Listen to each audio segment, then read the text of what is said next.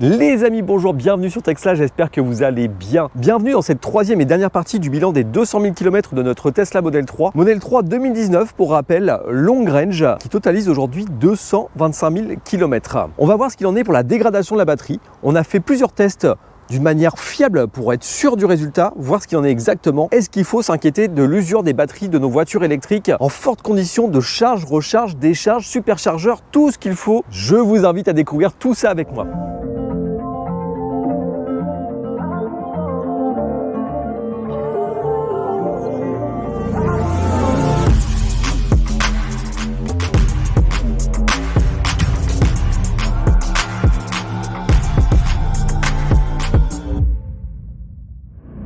Les amis, nous voilà partis pour notre nouveau test d'autonomie. Petit test habituel, Paris-Normandie. On a fait ça quand la voiture était neuve. On a réitéré le test à 50 000 km, 100 000 km. Aujourd'hui, 200 000 km, voire même un petit peu plus.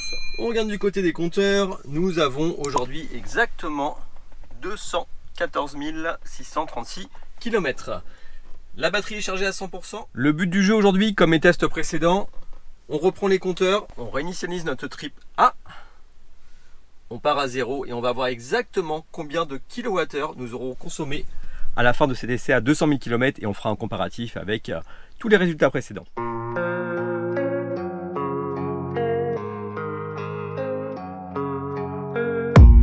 I don't really know what comes next. I'm just doing my best even though I'm so stressed out. Everything just feels like a test that I fail, so depressed when I can't seem to get out. But something deep inside won't let me quit. I swear that I'm inspired by all this shit. Tell me that I can't and I won't. That's what guides me the most. Your lies, I'll do what I want. The gas in the back of the set, heaven knows she's so bad. She made the brag, the gas in the back of the set, heaven knows she's so bad. She made the brag, the gas in the back of the set, heaven knows she's so bad. She made the brag, the gas in the back of the set, heaven knows she's so bad. She made the brag, I'm inspired by thirst. Les amis, on vient de terminer ce test. On a fait ce même test lorsque la voiture était neuve, on avait 73,5 kWh. On a refait ce même test à 50 000 km, on avait 70 kWh. On a réitéré toujours le même test, 100 000 km, on avait 66,5 kWh. Aujourd'hui, 214 000 km, on va aller voir un petit peu ce que l'on a consommé. Il nous reste 2%. On a consommé au total 63 kWh. Plus 2%, environ 1,5 kWh. Il nous reste aujourd'hui 64,5 kWh. Qu'est-ce que ça veut dire? Ça veut dire que de 100 000 km à 200 000 km, on n'a perdu que 2 petits kWh. C'est vraiment très peu. Petit bonus, comme j'aime bien que les choses soient parfaites, j'ai décidé de refaire un deuxième test tout simplement parce que l'occasion s'est présentée. J'ai pu vider à nouveau ma batterie tout au long d'une journée et refaire un deuxième test pour confirmer cette capacité exploitable. Les amis, je viens de terminer mon deuxième test de vidage de la batterie pour être sûr d'avoir des chiffres cohérents. Aujourd'hui, avec une utilisation beaucoup plus normale. J'ai vidé la batterie depuis ce matin, une journée de travail entière, dans des conditions d'utilisation assez classiques, à savoir 40% d'autoroute, 50% de route nationale et 10% de ville. Depuis la recharge, 455 km sur une seule charge, 140 Wh par kilomètre de consommation. On a utilisé 64 kWh, auquel il faut donc rajouter nos 2%, 1,5 kWh, ce qui nous fait 65,5 kWh utiles sur la batterie. Qu'est-ce que ça veut dire? Rappelez-vous, bilan des 100 000 km. On arrive ici à 100 000 km. On a 66,5 kWh de charge utile. Qu'est-ce que l'on peut en retenir? Je suis convaincu que la batterie ne descendra pas beaucoup plus bas maintenant. On a perdu en 120 000 km un petit kilowattheure. Un petit kilowattheure. C'est juste hallucinant. Depuis les 100 000 km, j'ai beau utiliser les superchargeurs, la batterie ne bouge plus du tout ou quasiment plus. C'est hallucinant. Je suis hyper content de ce résultat. Je vous prépare une petite surprise pour vraiment confirmer ce test. J'aurais tendance à vous dire que le meilleur des tests, pour moi, c'est celui-ci. Mais ceci dit, lors du bilan des 100 000 km, vous avez été nombreux à me demander un test Scan My Tesla. C'est dur à dire, Scan My Tesla. Tadam! Qu'est-ce que je ferais pas pour vous faire plaisir?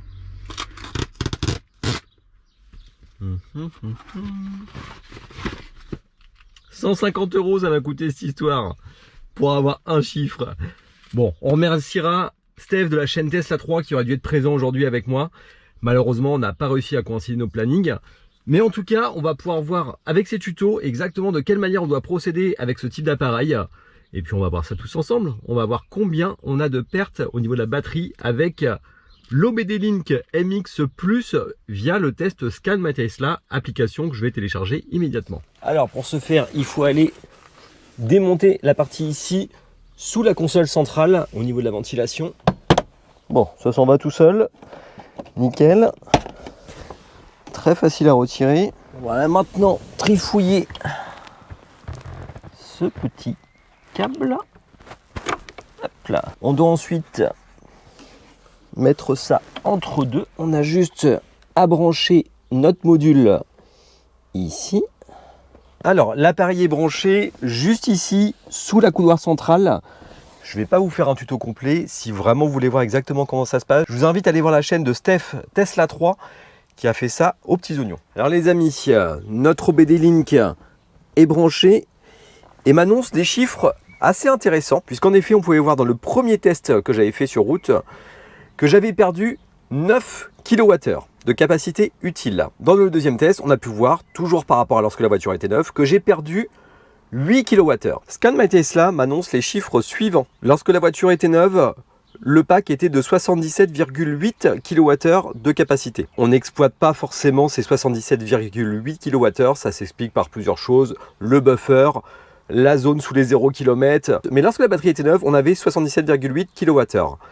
Le pack, aujourd'hui, est à 68,5 kWh, c'est-à-dire 9 kWh de perte. C'est exactement ce que m'a annoncé le premier test.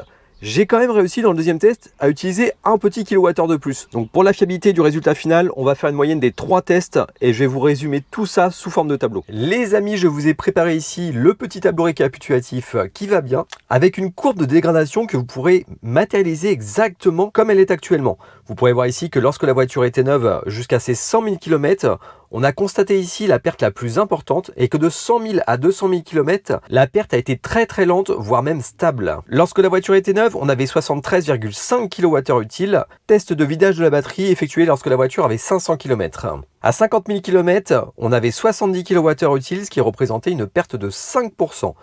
Toujours le même test à 100 000 km, 66,5 kWh utiles, ce qui représente une perte de 10%. 150 000 km, les pertes sont stables, 66 kWh de charge utile, ce qui représente toujours une perte de 10%.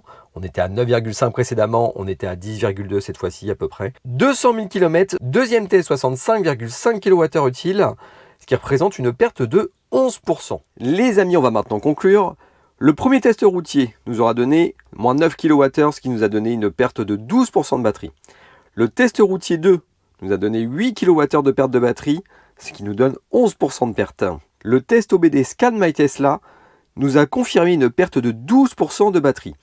On pourra donc conclure que l'on est sur une perte entre 11 et 12% sur notre Tesla Model 3, qui, je le rappelle, a 3 ans et 225 000 km exactement aujourd'hui. Dernière précision avant de clôturer cette vidéo, vous êtes nombreux à vous demander si vous pouvez vous fier à l'autonomie typique annoncée par l'ordinateur de bord de la voiture. Et bien tout simplement, lorsque ma voiture était neuve, j'avais 525 km annoncés. Aujourd'hui, j'ai 478 km, ce qui représente une perte de 9%. On n'est donc pas tout à fait dans le vrai, il manque 2%. Par contre, l'hiver, la voiture prend un peu en compte la descente des températures et on était à 468 km. 468 km par rapport aux 525, du coup, c'est 11% de dégradation de batterie.